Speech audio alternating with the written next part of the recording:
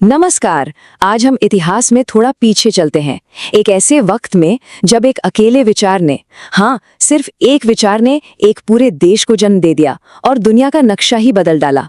जी हाँ, आज हम बात करेंगे इटली के एकीकरण की दिलचस्प कहानी के बारे में। तो बात है 19वीं सदी की। पूरे यूरोप में ना एक बहुत बड़ी ताकत, एक लहर सी उठ रही थी। पर रुके, ये कोई राजा महाराजा या कोई बड़ी फौज नहीं थी। नहीं, बिल्कुल नहीं। ये कुछ ऐसा था जो दिखाई नहीं देता था पर बहुत ज्यादा गहरा था।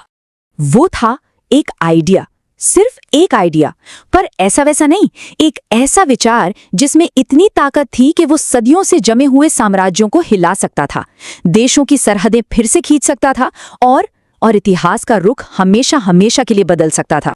तो सवाल ये उठता है कि ये क्रांति शुरू कहाँ से हुई, इसका बीज कहाँ पड़ा। अच्छा, इसे समझने के लिए ना हमें 1861 से पहले के इटली को देखना होगा। जरा कल्पना कीजिए एक ऐसी जगह की जो राज्यों, रियासतों और विदेशी ताकतों के कब्जे वाले इलाकों का एक उलझा हुआ जाल था। देखिए, सदियों तक इटली नाम का कोई एक देश था ही नहीं। ये तो बस एक ज्योग्राफिकल एरिया का नाम था। ये पूरी तरह से बिखरा हुआ था। छोटे छोटे राज्य थे, अलग अलग इलाके थे और ज्यादातर पर तो बाहर की ताकतों का कंट्रोल था। यहाँ देखिए, इटली असल में कई टुकड़ों में बटा हुआ था। हर टुकड़े की अपनी सरकार, अपने नियम कानून। लेकिन सबसे बड़ी बात क्या थी कि इन ज्यादातर टुकड़ों पर विदेशी ताकतों का कब्जा था। अब जरा सोचिए, ऐसी हालत में एक कॉमन इटालियन पहचान की फीलिंग आना कितना मुश्किल, लगभग नामुमकिन सा रहा होगा। तो फिर ऐसा क्या हुआ कि सदियों से चली आ रही ये फूट, ये दीवारें टूट गईं? चलिए अब कहानी के उस हिस्से में चलते हैं जहां वो जबरदस्त आइडिया सामने आता है जिसने एक क्रांति ला दी और सब कुछ बदल कर रख दिया। उस वक्त हर इटालियन के जहन में बस एक ही सवाल था, आखिर वो कौन सी ताकत होगी जो इस बंटवारे को खत्म कर पाएगी। और इसका जवाब पता है कहाँ मिला? किसी जंग के मैदान में नहीं, बल्कि लोगों के दिलों में। और वो विचार था राष्ट्रवाद, नेशनलिज्म। आसान भाषा में इसका मतलब है एक ऐसी सोच कि भाई जिन लोगों की संस्कृति, भाषा और इतिहास एक जैसा है ना, उनका अपना एक आजाद देश होना चाहिए, कोई बाहरी कंट्रोल नहीं, कुछ नहीं। लेकिन ये राष्ट्रवाद सिर्फ एक सोच बनकर नहीं रह गया। अरे, ये तो वो चिंगारी थी जिसने एक पूरे आंदोलन को भड़का दिया। पहला स्टेप, इटली के लोगों ने यह समझना शुरू किया कि अरे, हम सब तो एक हैं, हमारी विरासत तो एक है।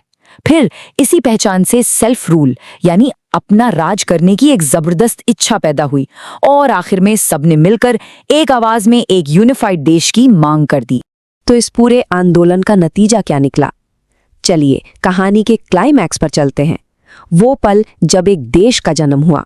साल था 1861, 1861। ये वो साल था जिसने न सिर्फ इटली को बल्कि पूरे यूरोप के इतिहास को एक नया मोड़ दे दिया। 1861 में जो बदलाव आया वो कमाल का था। जरा सोचिए, कहाँ सदियों से विदेशी कब्जा और बंटवारा और कहाँ अचानक से एक यूनिफाइड इटालियन देश का बनना। ये वाकई एक बहुत बड़ा ट्रांसफॉर्मेशन था। लेकिन रुकिए, कहानी सिर्फ इटली की नहीं है। इसके एक होने का असर इसकी सरहदों के बहुत दूर तक महसूस किया गया। इसने तो पूरे यूरोप के लिए एक नया चैप्टर शुरू कर दिया। इटली का एक होना, ये खबर पूरे कॉन्टिनेंट में आग की तरह फैली।